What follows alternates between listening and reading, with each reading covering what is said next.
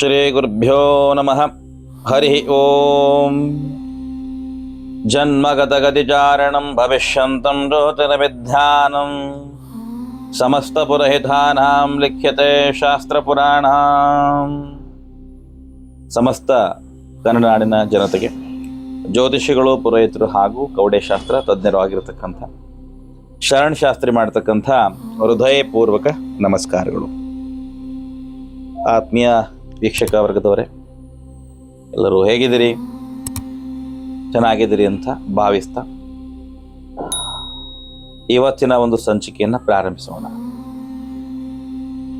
ಕಳೆದ ಒಂದು ಸಂಚಿಕೆಯಲ್ಲಿ ನಾನು ಈ ಒಂದು ತುಳಸಿ ಪೂಜೆಯ ವಿಧಾನದ ಬಗ್ಗೆ, ತುಳಸಿಯ ಮಹತ್ವದ ಬಗ್ಗೆ, ಸಿಗ್ತಕ್ಕಂತಹ ಫಲಗಳ ಬಗ್ಗೆ, ಪೂಜೆ ಮಾಡತಕ್ಕಂಥ ವಿಧಾನದ ಬಗ್ಗೆ, ನಮ್ಮ ಸ್ತ್ರೀಯರಿಗೆ, ನಮ್ಮ ಹೆಣ್ಣು ಮಕ್ಕಳಿಗೆ ಏನು ಕೇಳಿದ್ರೆ ಪ್ರಯೋಜನವಾಗಲಿ ಹೇಳಿ ಒಂದಿಷ್ಟು ಮಾಹಿತಿಗಳನ್ನು ಕೊಡ್ತಿದ್ದೆ. ಇವತ್ತಿನ ದಿವಸದಲ್ಲಿ ನಾವೇನು ಹೇಳ್ತೀನಿ ಕೇಳಿದ್ರೆ,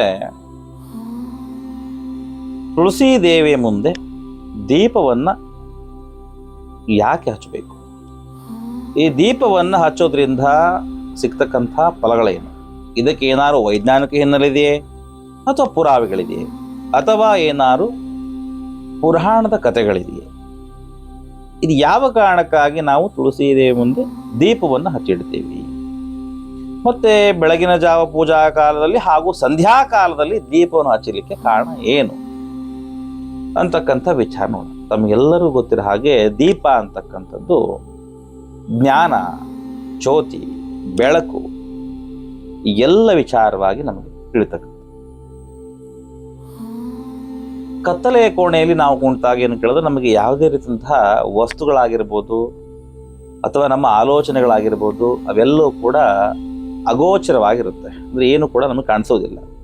ಅದೇ ಒಂದು ಕತ್ತಲೆಯ ಕೋಣೆಯಲ್ಲಿ ಒಂದು ದೀಪವನ್ನು ಹಚ್ಚಿಟ್ಟಾಗ ನಮಗೇನಾಗುತ್ತೆ ಕೇಳಿದ್ರೆ ಬೆಳಕು ಅಂತಕ್ಕಂಥದ್ದು, ಮತ್ತೇನು ಕೇಳಿದ್ರೆ ಭಯ ಅಂತಕ್ಕಂಥದ್ದು ದೂರ ಆಗುತ್ತೆ.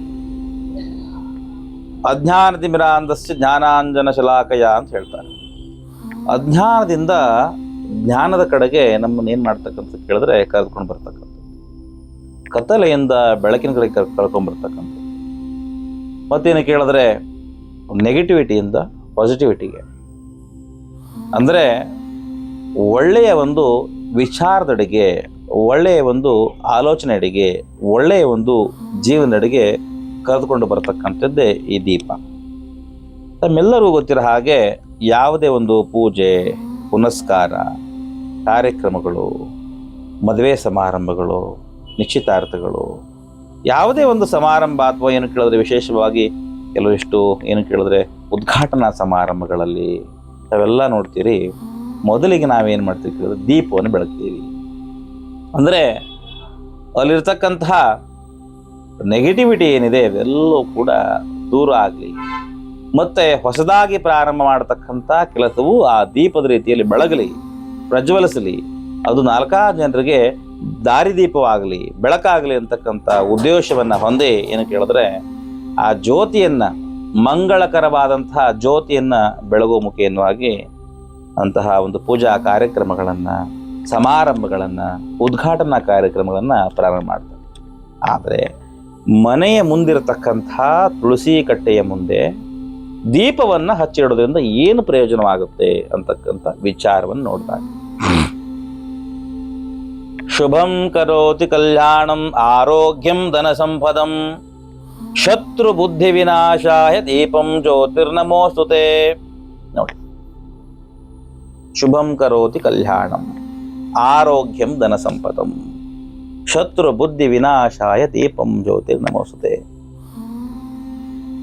ಎಲ್ಲವೂ ಶುಭ ರೀತಿಯಲ್ಲಿ ಆಗಬೇಕು, ಕಲ್ಯಾಣಕರವಾಗಬೇಕು, ಶತ್ರು ಬುದ್ಧಿ ವಿನಾಶವಾಗಬೇಕು, ಒಳ್ಳೆ ಆರೋಗ್ಯ ಸಂಪಾದನೆ ಆಗಬೇಕು, ವೃದ್ಧಿ ಆಗಬೇಕು, ಮನಃಶಾಂತಿ ಪ್ರಾಪ್ತವಾಗಬೇಕು, ಎಲ್ಲವೂ ಕೂಡ ಸುಖಕರವಾಗಿ ಆಗಬೇಕು ಅಂತಕ್ಕಂಥ ಒಂದು ವಿಧಾನವನ್ನು ಹೊಂದಿರತಕ್ಕಂಥದ್ದು ಈ ಶ್ಲೋಕ. ದೀಪ ಅಂತಕ್ಕಂಥದ್ದು ಬರೀ ಒಂದು ಜ್ಯೋತಿಯಾಗಿ ಮಾತಿರದೆ ನಮ್ಮನ್ನ ಏನು ಮಾಡುತ್ತೆ ಕೇಳಿದ್ರೆ ಬೆಳಕಿನೆಡೆಗೆ, ಜೊತೆಗೆ ಜೀವನದ ಒಂದಿಷ್ಟು ಒಳ್ಳೆಯ ಕೆಲಸದೆಡೆಗೆ, ಜೀವನದ ಪ್ರಮುಖ ಘಟ್ಟದೆಡೆಗೆ ಕರೆದುಕೊಂಡು ಹೋಗ್ತಕ್ಕಂಥದ್ದು ಈ ಜ್ಯೋತಿ. ಪ್ರಾತಃ ಕಾಲದಲ್ಲಿ ಹಾಗೂ ಸಂಧ್ಯಾ ಕಾಲದಲ್ಲಿ ಈ ದೀಪವನ್ನು ಹಚ್ಚಿಡೋದ್ರಿಂದ ಏನು ಪ್ರಯೋಜನವಾಗುತ್ತೆ ಅಂತಕ್ಕಂಥ ವಿಚಾರವನ್ನ ನೋಡೋಣ. ನಂತರದಲ್ಲಿ ಈ ದೀಪವನ್ನು ಯಾಕೆ ಹಚ್ಚಿಡ್ಲಾಯಿತು, ಇದು ಎಲ್ಲಿಂದ ಪ್ರಾರಂಭ ಆಯಿತು ಅಂತಕ್ಕಂಥ ವಿಚಾರ ನೋಡೋಣ. ಪ್ರಾತಃ ಕಾಲದಲ್ಲಿ ನಮ್ಮ ಹೆಣ್ಣುಮಕ್ಕಳು ಪೂಜೆಯನ್ನು ಮಾಡಿ ದೀಪವನ್ನು ಬೆಳಗ್ತಾರೆ. ಇದರಿಂದ ಏನಾಗುತ್ತೆ ಕೇಳಿದ್ರೆ, ಮನೆಯ ಒಂದು ವಾತಾವರಣವಾಗಿರ್ಬೋದು, ಮನೆ ಯಜಮಾನರಿಗೆ, ಮಕ್ಕಳಿಗೆ, ತಮಗೆ ಆರೋಗ್ಯದಲ್ಲಿ ಏನು ಕೇಳಿದ್ರೆ ಪರಿಣಾಮಕಾರಿಯಾದಂಥ ಪ್ರಯೋಜನವಾಗ್ತಕ್ಕಂಥ ಒಳ್ಳೆ ಆರೋಗ್ಯ ಭಾಗ್ಯ ಪ್ರಾಪ್ತವಾಗುತ್ತೆ. ಪಾಸಿಟಿವ್ ಎನರ್ಜಿ ಅಂತಕ್ಕಂಥದ್ದು ಸದಾಕಾಲವಾಗಿ ಮನೆಯಲ್ಲಿರುತ್ತೆ. ಮಾಡ್ತಕ್ಕಂಥ ಕೆಲಸ ಕಾರ್ಯಗಳು ಸಹಿತ ಶುಭವಾಗುತ್ತೆ. ಎಲ್ಲವೂ ಕೂಡ ನಿರ್ವಿಘ್ನವಾಗಿ ನೆರವೇರುತ್ತೆ. ಬೆಳಕು ಅಂತಕ್ಕಂಥ ಜ್ಯೋತಿ ಏನಿದೆ, ದೀಪ ಏನಿದೆ, ಅದು ಸದಾಕಾಲವಾಗಿ ನಿಮ್ಮ ಮನೆಯನ್ನು ರಕ್ಷಣೆ ಮಾಡುತ್ತೆ. ಎಲ್ಲವೂ ಕೂಡ ಶುಭವಾಗಲಿ ಅಂತ ಉದ್ದೇಶಕ್ಕಾಗಿ ತುಳಸಿ ದೇವಿಯಿಂದ ದೀಪವನ್ನು ಹಚ್ಚಿಡ್ತೀವಿ ಬೆಳಕಿ. ಇನ್ನು ಸಂಧ್ಯಾಕಾಲದಲ್ಲಿ ಹಚ್ಚಿಡ್ತಕ್ಕಂಥ ದೀಪ ಏನು ಮಾಡುತ್ತೆ ಕೇಳಿದ್ರೆ, ನಿಮ್ಮ ಮನೆಯ ಸುತ್ತಮುತ್ತಲಿರ್ತಕ್ಕಂಥ ನೆಗೆಟಿವ್ ಎನರ್ಜಿ, ಋಣಾತ್ಮಕ ಶಕ್ತಿ ಅಂತ ಕೇಳ್ತೀರಿ ಅಲ್ವಾ. ಋಣಾತ್ಮಕ ಅಂದರೆ ನೆಗೆಟಿವ್ ಎನರ್ಜಿ ಅಲ್ವಾ. ಬೇರೆ ಬೇರೆ ರೀತಿಯಲ್ಲಿ ಇರ್ತದೆ. ದೃಷ್ಟಿದೋಷ ಅಂತ ಹೇಳ್ತೀರಿ, ಬೇರೆ ಬೇರೆ ಏನಾದ್ರು ತಂದು ಮಾಡಿ ಹಾಕೋದು ಹೇಳ್ತೀರಿ ಅಲ್ವಾ. ಅಥವಾ ನಮ್ಮ ಮನೆಗೆ ದೃಷ್ಟಿ ಜಾಸ್ತಿ ಸ್ವಾಮಿ ಹೇಳ್ತೀರಿ, ನಮ್ಮ ನೋಡಿದ್ರೆ ಕಣ್ಣು ಜಾಸ್ತಿ, ಕಣ್ಣು ದೃಷ್ಟಿ ಜಾಸ್ತಿ ಜನರಿಗೆ ಹೇಳ್ತೀರಿ. ಈ ರೀತಿಯಾದಂತಹ ನೆಗೆಟಿವ್ ಎನರ್ಜಿ ಏನಿರುತ್ತೆ, ದೃಷ್ಟಿದೋಷ ಏನಿರುತ್ತೆ, ಇವೆಲ್ಲವೂ ಕೂಡ ನಿವಾರಣೆ ಆಗ್ತಿರುತ್ತೆ. ಆ ಒಂದು ಋಣಾತ್ಮಕವಾದಂಥ ಶಕ್ತಿ ದೂರವಾಗಿ ಸಕಾರಾತ್ಮಕವಾಗಿರತಕ್ಕಂಥ ಪಾಸಿಟಿವ್ ಎಂದೇ ಇರತಕ್ಕಂಥ ದೈವಿಕ ಶಕ್ತಿ ಏನಾಗುತ್ತೆ ಮನೆಯಲ್ಲಿ ಜಾಗೃತವಾಗ್ತಾ ಹೋಗುತ್ತೆ. ನಿಮ್ಮ ಮನೆ ಎದುರುಗಡೆ ತುಳಸಿ ಕಟ್ಟೆಯಲ್ಲಿ ಅದನ್ನು ಹಚ್ಚಿಡೋದ್ರಿಂದ ಮನೆಯ ಸುತ್ತಮುತ್ತಲೂ ಸಹಿತ ಇರತಕ್ಕಂತಹ ಆ ಒಂದು ಕಲುಷಿತವಾಗಿರ್ತಕ್ಕಂಥ ವಾತಾವರಣ ಏನಿರುತ್ತೆ ಅದೆಲ್ಲವೂ ಕೂಡ ನಿವಾರಣೆ ಆಗಿ ಅದು ಪರಿಶುದ್ಧವಾಗಿ ಸಕಾರಾತ್ಮಕವಾಗಿ ದೈವಿಕ ಶಕ್ತಿ ರೂಪದಲ್ಲಿ ಏನಾಗುತ್ತೆ ನಿಮ್ಮನ್ನು ಕಾಯುತ್ತೆ. ಇದರಿಂದ ಮನೆಯವರಿಗೆ, ಆ ಮನೆಗೆ ಹಾಗೂ ಆ ಸ್ತ್ರೀಯರಿಗೆ ಸದಾಕಾಲವಾಗಿ ರಕ್ಷಣೆ ಅಂತಕ್ಕಂಥದ್ದು ಶುಭವಾಗ್ತಕ್ಕಂಥದ್ದಾಗುತ್ತೆ. ಮತ್ತೆ ಮನೆ ಒಳಗಡೆ ಯಾವುದು ಕೂಡ ನೆಗೆಟಿವ್ ಎನರ್ಜಿಗಳು, ಪ್ರೇತ ಬಾಧೆ ಅಂತ ಹೇಳ್ತೀರಿ, ಪ್ರೇತಗಳು ಅಂತ ಹೇಳ್ತೀರಿ, ದುಷ್ಟಶಕ್ತಿ ಸಂಚಾರ ಅಂತ ಹೇಳ್ತೀವಿ ಅಲ್ವಾ, ಯಾವುದು ಕೂಡ ಮನೆ ಎದುರಿಗೆ ಆಕರ್ಷಣೆ ಆಗೋದಿಲ್ಲ. ಆ ತುಳಸಿ ಕಟ್ಟೆ ಮುಂದೆ ಹಚ್ಚಿರ್ತಕ್ಕಂಥ ದೀಪವನ್ನು ನೋಡಿ ಅದೆಲ್ಲವೂ ಕೂಡ ದೂರವಾಗುತ್ತೆ. ಯಾವುದು ಕೂಡ ಒಳಗಡೆ ಬರಲಿಕ್ಕೆ ಏನು ಮಾಡೋದಿಲ್ಲ, ಇಷ್ಟಪಡೋದಿಲ್ಲ, ದೂರ ಹೋಗುತ್ತದೆ. ಯಾಕಂದರೆ ಎಲ್ಲಿ ಒಳ್ಳೇದಿರುತ್ತೋ ಅಲ್ಲಿ ಕೆಟ್ಟದ್ದು ಸುಳಿಯೋದಿಲ್ಲ, ಎಲ್ಲಿ ಕೆಟ್ಟದ್ದಿರುತ್ತೋ ಅಲ್ಲಿ ಶೀಘ್ರವಾಗಿ ಏನಾಗುತ್ತೆ, ಕೆಟ್ಟದ್ದು ಹೆಚ್ಚಾಗ್ತಾ ಹೋಗುತ್ತೆ. ಮತ್ತು ಅಲ್ಲಿ ಒಳ್ಳೇದು ಬರ್ಲಿಕ್ಕೆ ಸಾಧ್ಯನೇ ಇಲ್ಲ. ಹಾಗಾಗಿ ನಮ್ಮಲ್ಲಿ ಒಳ್ಳೆತನ ಇದ್ದಾಗ, ನಮ್ಮ ಮನೆ ಸುತ್ತಮುತ್ತಲು ನಾವು ಒಳ್ಳೆಯ ರೀತಿಯಲ್ಲಿ ಆ ಒಂದು ವಾತಾವರಣವನ್ನು ಕಾಪಾಡಿಕೊಂಡಾಗ ನಮಗೆ ಯಾವುದೇ ರೀತಿಯಂತಹ ದುಷ್ಟಬಾಧೆಗಳು, ದುಷ್ಟಶಕ್ತಿ ಸಂಚಾರಗಳು ಆಗಲಿಕ್ಕೆ ಸಾಧ್ಯವಾಗೋದಿಲ್ಲ. ಸದಾಕಾಲವಾಗಿ ಏನಾಗುತ್ತೆ ಕೇಳಿದ್ರೆ ಮನೆಯಲ್ಲಿ ಸಮೃದ್ಧಿ ಅಂತಕ್ಕಂಥದ್ದು, ನೆಮ್ಮದಿ ಅಂತಕ್ಕಂಥದ್ದು ಪ್ರಾಪ್ತವಾಗುತ್ತೆ. ಯಾವುದೇ ರೀತಿಯಿಂದ ದುಷ್ಟಶಕ್ತಿಯ ಒಂದು ಅಟ್ಟಹಾಸ ನಮ್ಮ ಮನೇಲಿ ಆಗಲಿಕ್ಕೆ ಸಾಧ್ಯ ಆಗೋದಿಲ್ಲ. ಯಾವ ಸ್ತ್ರೀಯರು ಬೆಳಗ್ಗೆ ಹಾಗೂ ಸಂಧ್ಯಾಕಾಲದಲ್ಲಿ ಈ ದೀಪವನ್ನು ಹಚ್ಚಿಡ್ತಾರೋ ಅಂಥ ಮನೆಯಲ್ಲಿ ಸದಾಕಾಲವಾಗಿ ನೆಮ್ಮದಿ ಅಂತಕ್ಕಂಥದ್ದು ಪ್ರಾಪ್ತವಾಗುತ್ತೆ ಅಂತ ಹೇಳ್ತಾರೆ. ಮತ್ತೆ ಇರತಕ್ಕಂತಹ ದೋಷಗಳು ಸಹಿತ ನಿವಾರಣೆ ಆಗುತ್ತೆ ಅಂತ ಹೇಳ್ತಾರೆ. ಇಷ್ಟಾಯಿತು. ಇನ್ನು ಈ ಒಂದು ದೀಪವನ್ನು ಹಚ್ಚತಕ್ಕಂಥ ವಾಡಿಕೆ ಎಲ್ಲಿಂದ ಪ್ರಾರಂಭವಾಯಿತು ಅಂತ ನೋಡಿದಾಗ, ಒಂದಾನೊಂದು ಕಾಲದಲ್ಲಿ ಋಷಿ ಮುನಿಗಳು ಏನು ಕೇಳಿದ್ರೆ ಒಂದು ಸ್ತ್ರೀಯನ್ನ ಕಲ್ಯಾಣವಾಗಿತ್ತ, ನೋಡ್ಲಿಕ್ಕೆ ತುಂಬಾ ಚೆನ್ನಾಗಿರ್ತಾಳೆ ಆ ಸ್ತ್ರೀ.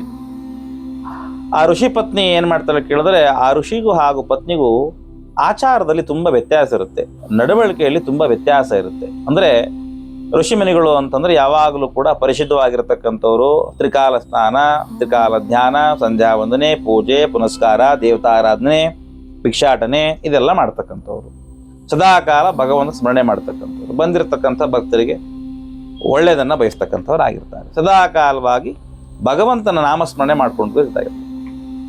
ಆದರೆ ಈ ಋಷಿ ಪತ್ನಿ ಏನಿರ್ತಾಳೆ ಕೇಳಿದ್ರೆ ಎಲ್ಲ ವಿಚಾರದಲ್ಲೂ ತದ್ವಿರುದ್ಧವಾಗಿರ್ತಾಳೆ. ತದ್ವಿರುದ್ಧ ಅಂತಂದರೆ ಯಾವಾಗಲೂ ಕೂಡ ಕಾಮ, ಮದ, ಮತ್ಸರ, ಲೋಭ, ಆಸೆ, ಅತಿಯಾದ ದುರಾಸೆ, ಸೌಂದರ್ಯದ ಒಂದು ಕಾಮನೆ ಇವೆಲ್ಲವೂ ಕೂಡ ಅಮ್ಮನಿಗೆ ಹೆಚ್ಚಾಗಿರುತ್ತೆ. ಈ ರೀತಿಯಾದಂತಹ ತದ್ವಿರುವಾದಂತಹ ಒಂದಿಷ್ಟು ಗುಣಗಳನ್ನು ಆ ಋಷಿ ಮುನಿಗಳು ಏನು ಮಾಡ್ತಾರೆ, ದಿನೇ ದಿನೇ ಅದನ್ನು ನೋಡ್ತಾ ಹೋಗ್ತಾರೆ. ಅವಾಗ ಅವ್ರಿಗೆ ಅನಿಸುತ್ತೆ, ನಾನು ಮದುವೆ ಆಗಿರತಕ್ಕಂಥ ಪತ್ನಿ ನನಗೆ ತಕ್ಕಳಾದವಳಲ್ಲ. ಯಾಕಂದರೆ ನನ್ನ ಮಾರ್ಗ ಬಂದುಬಿಟ್ಟು ಧರ್ಮ ಮಾರ್ಗ ಮತ್ತು ಧ್ಯಾನ ಮಾರ್ಗ ಶಿವಮಾರ್ಗವಾಗಿರುತ್ತೆ. ಸದಾಕಾಲ ಭಗವಂತನ ನಾಮಸ್ಮರಣೆ ಮಾಡ್ತಕ್ಕಂಥದ್ದು ನನ್ನ ಜೀವನ. ಆದರೆ ಇವಳೆಲ್ಲವೂ ಕೂಡ ತದ್ವಿರುದ್ಧವಾಗಿರೋದ್ರಿಂದ ಇವಳು ನನ್ನ ಪತ್ನಿ ಆಗ್ಲಿಕ್ಕೆ ಸಾಧ್ಯವಿಲ್ಲ ಅಂತೇಳಿ ಅವಳನ್ನ ಏನ್ ಮಾಡ್ತಾರೆ ಕೇಳಿದ್ರೆ ದೂರ ಮಾಡ್ತಾರೆ, ಅಂದ್ರೆ ಮನೆಯಿಂದ ಹೊರಗಡೆ ಹಾಕ್ತಾರೆ. ಆವಾಗ ಇವಳು ಏನ್ ಮಾಡ್ತಾರೆ ಕೇಳಿದ್ರೆ ತಾನಿನ್ ಏನ್ ಮಾಡ್ಬೇಕು ಅಂತ ತೋರಿಸ್ತೇನೆ ಅಲ್ಲಿ ಸುತ್ತಮುತ್ತಲು ಇರತಕ್ಕಂಥ ಪ್ರದೇಶಗಳಲ್ಲಿ ಓಡಾಡ್ತಾ ಇರ್ತಾಳೆ. ಆ ನಂತರದಲ್ಲಿ ಅವಳ ಕಣ್ಣಿಗೆ ಒಂದು ಆಶ್ರಮ ಕಾಣಿಸುತ್ತೆ. ಆ ಆಶ್ರಮಕ್ಕೆ ಹೋಗ್ತಾಳೆ. ತನ್ನ ಒಂದು ಪರಿಚಯವನ್ನು ಮಾಡಿಕೊಂಡು ಆಶ್ರಮದಲ್ಲಿ ತಾನೂ ಕೂಡ ಜೀವನ ಮಾಡಲಿಕ್ಕೆ ಪ್ರಾರಂಭ ಮಾಡ್ತಾಳೆ. ಹೀಗೆ ಕಾಲ ಕಳೀತಾ ಇರೋ ಸಂದರ್ಭದಲ್ಲಿ ಒಂದಿಷ್ಟು ಹೆಣ್ಣು ಮಕ್ಕಳು ಏನ್ ಮಾಡ್ತಾರೆ ಕೇಳಿದ್ರೆ ತುಳಸಿ ಕಟ್ಟೆಯ ಮುಂದೆ ದೀಪವನ್ನು ಹಚ್ಚಿಕೊಂಡು ಪೂಜೆ ಪುನಸ್ಕಾರಗಳನ್ನ ಮಾಡ್ತಕ್ಕಂಥ ದೃಶ್ಯವನ್ನ ಇವಳಲ್ಲಿ ನೋಡ್ತಾಳೆ. ನೋಡಿದಾಗ ಏನ್ ಮಾಡ್ತಾಳೆ ಕೇಳಿದ್ರೆ ಇವಳಲ್ಲಿ ಹೋಗೋದಿಲ್ಲ, ಕೈಯನ್ನು ಸಹಿತ ಮುಗಿಯೋದಿಲ್ಲ, ಮತ್ತೆ ಏನು ಕೇಳಿದ್ರೆ ಅದ್ರ ಬಗ್ಗೆ ಆಲೋಚನೆ ಕೂಡ ಮಾಡೋದಿಲ್ಲ.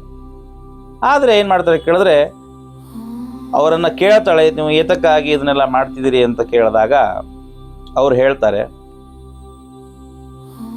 ನಾವು ಮಾಡಿರ್ತಕ್ಕಂಥ ಪಾಪಕರ್ಮಗಳು ಎಲ್ಲವೂ ಕೂಡ ನಿವಾರಣಬೇಕು, ನಮಗೆ ಮೋಕ್ಷ ಪ್ರಾಪ್ತವಾಗಬೇಕು, ಮತ್ತೇನು ಕೇಳಿದ್ರೆ ನಮಗೆ ಒಂದು ಭಗವಂತನ ಅನುಗ್ರಹ ಸಿಗಬೇಕು ಅನ್ನೋ ಉದ್ದೇಶಕ್ಕಾಗಿ ನಾವು ಇದನ್ನು ಮಾಡ್ತಾ ಇದ್ದೀವಿ ಅಂತ ಅವ್ರು ಹೇಳಿದಾಗ ತಾನೂ ಕೂಡ ಏನು ಕೇಳಿದ್ರೆ ಈ ಒಂದು ದೀಪವನ್ನು ಹಚ್ಚತಕ್ಕಂತಹ ಕೆಲಸವನ್ನು ಮಾಡ್ತೀನಿ ಅಂತೇಳಿ ಒಂದು ದಿವಸ ಏನು ಮಾಡ್ತಾರೆ ಕೇಳಿದ್ರೆ ತುಳಸಿ ಕಟ್ಟೆ ಕೆಳಗೆ ದೀಪವನ್ನು ಹಚ್ತಾಳೆ. ಹಚ್ಚಿದಾಗ ಇವಳಿಗೆ ಇದ್ದಕ್ಕಿದ್ದ ಹಾಗೆ ಏನಂತ ಕೇಳಿದ್ರೆ ವಿಪರೀತವಾಗಿರ್ತಕ್ಕಂಥ ಒಂದು ಬೇನೆ ಕಾಡುತ್ತೆ. ಬೇನೆ ಅಂದರೆ ತ್ರಾಸು, ಹೊಟ್ಟೆಯಲ್ಲೆಲ್ಲ ನೋವು ಬರ್ಲಿಕ್ಕೆ ಸ್ಟಾರ್ಟ್ ಆಗುತ್ತೆ, ಮೈಕೈ ಎಲ್ಲ ನೋಯುತ್ತೆ.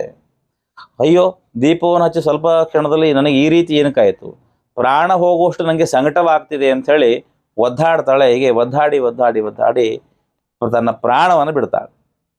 ಆಗ ಪ್ರಾಣವನ್ನು ಬಿಟ್ಟಾಗ ಅವಳ ಆತ್ಮ ನೋಡ್ತಾ ಇರುತ್ತೆ ಅದನ್ನ, ಯಾಕೆ ಈ ರೀತಿಯಾಗಿ ನನಗೆ ಆಯಿತು, ಇವರೆಲ್ಲರೂ ಕೂಡ ಏನು ನನ್ನ ಪತಿ ನನ್ನನ್ನು ದೂಷಣೆ ಮಾಡ್ದ, ನನ್ನ ಒಂದು ಏನು ಕೇಳಿದ್ರೆ ಆಚರಣೆಗಳ ನಡತೆಗಳನ್ನ ನನ್ನ ವಿಚಾರಗಳನ್ನ ನೋಡಿ ನನ್ನ ಪತಿ ನನ್ನ ದೂರ ಮಾಡ್ದ.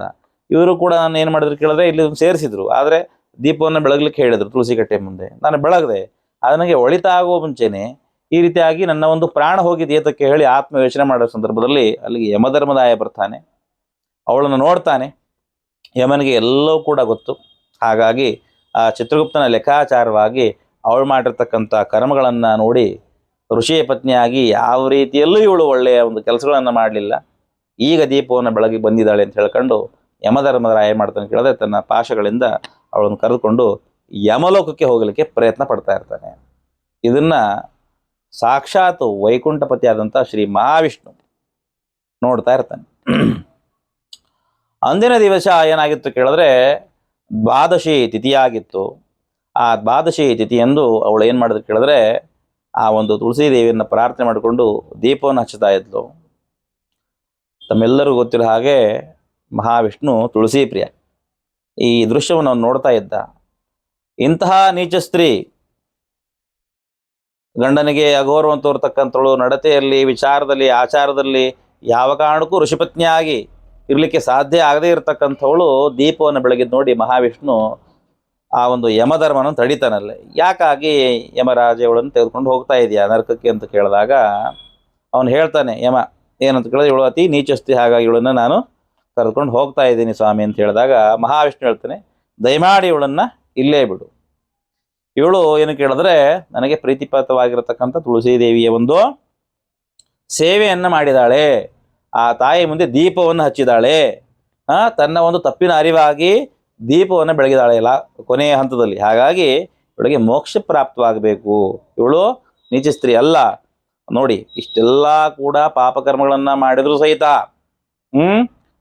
ನಡತೆಯಲ್ಲಿ, ಆಚಾರದಲ್ಲಿ, ವಿಚಾರಗಳಲ್ಲಿ ಕೆಟ್ಟವಳಾಗಿದ್ರೂ ಸಹಿತ ತುಳಸಿ ದೇವಿ ಮುಂದೆ ಒಂದು ಪ್ರಾರ್ಥನೆಯನ್ನು ಮಾಡಿಕೊಂಡೊಂದು ಒಂದು ದೀಪವನ್ನು ಬೆಳಗಿದ್ದಕ್ಕೆ ಸಾಕ್ಷಾತ್ ಮಹಾವಿಷ್ಣು ಅವಳಿಗೆ ಮೋಕ್ಷವನ್ನು ಕೊಡ್ತಾನೆ ಅಂತ. ಪಾಪ ಪುಣ್ಯ ಅಂತಕ್ಕಂಥ ಲೆಕ್ಕಾಚಾರದಲ್ಲಿ ನಾವು ಬಂದಾಗ ನಾನು ಆಗಲೇ ಹೇಳಿದಾಗೆ ತುಳಸಿ ಇಲ್ಲದ ಪೂಜೆ ಹರಿವಲ್ಲನು ಅಂತ ಹೇಳಿದೆ ಅಲ್ವಾ. ಒಂದು ದಳ ತುಳಸಿ ಇಲ್ಲ ಅಂದರೆ ಅಲ್ಲಿ ವಿಷ್ಣು ಪೂಜೆ ಸಂಪೂರ್ಣ ಆಗೋದಿಲ್ಲಂತೆ ಅಲ್ವಾ. ಪ್ರಾರಂಭದಲ್ಲಿ ಒಂದು ತುಳಸಿ, ಮತ್ತೆ ಪೂಜಾ ಸಮಾಪ್ತಿ ಕಾಲದಲ್ಲಿ ಪ್ರಾಯಶ್ಚಿತಾರ್ಥವಾಗಿ ಒಂದು ತುಳಸಿ ದಳ, ಹೌದಲ್ವ. ಅದು ನಾವು ಸಮರ್ಪಣೆ ಮಾಡಿದಾಗ ಆ ಮಹಾವಿಷ್ಣು ತೃಪ್ತನಾಗ್ತಾನೆ, ನಮಗೆ ಆಶೀರ್ವಾದ ಮಾಡ್ತಾನೆ ಹೇಳ್ತಾರೆ. ಹಾಗಾಗಿ ಒಂದು ಸ್ತ್ರೀ ಏನಾಗ್ತಲ್ಲ ಕೇಳಿದ್ರೆ ಒಂದು ದೀಪವನ್ನು ಬೆಳಗುವ ಮುಖೇನವಾಗಿ ತನ್ನ ಅಷ್ಟೂ ರೀತಿಯಾದಂಥ ಪಾಪ ಕರ್ಮಗಳನ್ನು ತೊಳೆದುಕೊಂಡು ಸಾಕ್ಷಾತ್ ಮಹಾವಿಷ್ಣು ಅನುಗ್ರಹವನ್ನು ಪಡೆದುಕೊಂಡು ವೈಕುಂಠವನ್ನು ತಲುಪ್ತಾಳೆ ಮತ್ತು ಮೋಕ್ಷವನ್ನು ಪಡಿತಾಳೆ ಅಂತಂದರೆ ಎಷ್ಟು ಒಂದು ವಿಶಿಷ್ಟವಾಗಿರ್ತಕ್ಕಂಥ ಪಾರಂಪರಿಕೆ ನಮ್ಮದು. ಇಂತಹ ಪರಂಪರೆ ನಮ್ಮದು. ಹಾಗಾಗಿ ಎಲ್ಲ ಸ್ತ್ರೀಯರು ಸಹಿತ ತುಳಸಿ ದೇವಿ ಮುಂದೆ ಸದಾಕಾಲವಾಗಿ ಸಂಧ್ಯಾಕಾಲ ಹಾಗೂ ಪ್ರಾತಃ ಕಾಲ ಎರಡೂ ಕಾಲದಲ್ಲೂ ಕೂಡ ದೀಪವನ್ನು ಹಚ್ಚೋದ್ರಿಂದ ಖಂಡಿತವಾಗಲೂ ಕೂಡ ನಿಮಗೂ ನಿಮ್ಮ ಕುಟುಂಬಕ್ಕೂ ಹಾಗೂ ನಿಮ್ಮ ಒಂದು ಸೌಭಾಗ್ಯಕ್ಕೂ ಮತ್ತು ನಿಮ್ಮ ಒಂದು ಜೀವನಕ್ಕೂ ನಿಮ್ಮ ಮನೆಗೂ ಮನಸ್ಸಿಗೂ ಮಕ್ಕಳಿಗೂ ನಿಮ್ಮ ಒಂದು ಏನು ಕೇಳಿದ್ರೆ ಪತಿಯರಿಗೂ ಅಂದರೆ ಯಜಮಾನರಿಗೆ ಮನೆಯಲ್ಲಿರ್ತಕ್ಕಂಥ ಎಲ್ಲ ಗುರು ಹಿರಿಯರಿಗೆ ಎಲ್ಲರಿಗೂ ಸಹಿತ ಒಳಿತಾಗ್ತಕ್ಕಂಥದ್ದು ಈ ಒಂದು ದೀಪವನ್ನು ಹಚ್ಚೋದ್ರಿಂದ ಅಂಥ ದೀಪವನ್ನು ಶ್ರದ್ಧೆಯಿಂದ ಭಕ್ತಿಯಿಂದ ಒಳ್ಳೆಯ ರೀತಿಯಲ್ಲಿ ಹಚ್ಚಿ ಆ ತುಳಸಿ ದೇವಿಯ ಒಂದು ಪೂಜೆಯನ್ನು ಒಳ್ಳೆಯ ರೀತಿಯಲ್ಲಿ ಆಚರಣೆ ಮಾಡಿ ಅಂತ ಹೇಳ್ತಾ ಈ ಒಂದು ಸಂಚಿಕೆಯನ್ನು ಇಲ್ಲಿಗೆ ನಾನು ಸಂಪೂರ್ಣ ಮಾಡ್ತೀನಿ. ಮತ್ತೊಂದು ಸಾರಿ ಮತ್ತೊಂದು ವಿಶೇಷವಾಗಿರತಕ್ಕಂಥ ಸಂಚಿಕೆಯೊಂದಿಗೆ ಬರ್ತೀನಿ ಅಂತ ಹೇಳ್ತಾ ತಮ್ಮೆಲ್ಲರಿಗೂ ಒಳ್ಳೆಯದಾಗಲಿ. ಎಲ್ಲರಿಗೂ ಆ ಭಗವಂತ ಒಳ್ಳೆಯದನ್ನೇ ಬಯಸಲಿ, ಒಳ್ಳೆಯದನ್ನೇ ಮಾಡಲಿ. ಯಾರು ನಿಮಗೆ ಕೆಡುಕು ಮಾಡಲಿಕ್ಕೆ ಪ್ರಯತ್ನ ಪಟ್ಟರೆ ಯಾವ ಕಾರಣಕ್ಕೂ ಅವರಿಗೆ ಕೆಡುಕಾಗಲಿ ಅಂತ ಬಯಸ್ಲಿಕ್ಕೆ ಹೋಗಬೇಡಿ. ಯಾಕಂದರೆ ಆ ಒಂದು ಕೆಡುಕು ನಿಮ್ಮನ್ನೇ ಸುಡುತ್ತೆ. ಅವ್ರಿಗೂ ಸಹಿತ ಭಗವಂತ ಒಳ್ಳೆಯ ಬುದ್ಧಿಯನ್ನು ಕೊಡಲಿ, ಒಳ್ಳೆಯ ಒಂದು ಶ್ರೇಯಸ್ಸನ್ನು ಕೊಡಲಿ ಅಂತ ಹೇಳ್ಕೊಂಡು ನೀವು ಹೋದಲ್ಲಿ ಖಂಡಿತವಾಗಲೂ ದೇವರು ನಿಮ್ಮನ್ನು ನೋಡ್ತಾ ಇರ್ತಾನೆ. ಆ ಒಂದು ನೋಡ್ಕೊಂಡು ನಿಮಗೆ ಇಂಥ ಕೆಟ್ಟ ಮನಸ್ಥಿತಿ ಇರತಕ್ಕಂಥವ್ರಿಗೂ ಸಹಿತ ಇವರು ಒಳ್ಳೆಯದನ್ನು ಬಯಸ್ತಾರೆ ಅಂತೇಳಿ ಭಗವಂತ ನೋಡಿದಾಗ ಸದಾಕಾಲವಾಗಿ ಅವನ ಆಶೀರ್ವಾದ ಸದಾಕಾಲವಾಗಿ ನಿಮ್ಮ ಮೇಲೆ ನಿಮ್ಮ ಕುಟುಂಬದ ಮೇಲೆ ಇರುತ್ತೆ ಅಂತ ಹೇಳ್ತಾ ಎಲ್ಲರಿಗೂ ಒಳ್ಳೆಯದಾಗಲಿ. ಸರ್ವೇ ಜನ ಸುಖಿನ ಭವಂತು, ಲೋಕ ಸಮಸ್ತ ಸುಖಿನ ಭವಂತು, ಸಮಸ್ತ ಸನ್ಮಂಗಳಾದಿ ಭವಂತು. ಎಲ್ಲರಿಗೂ ಒಳ್ಳೆಯದಾಗಲಿ.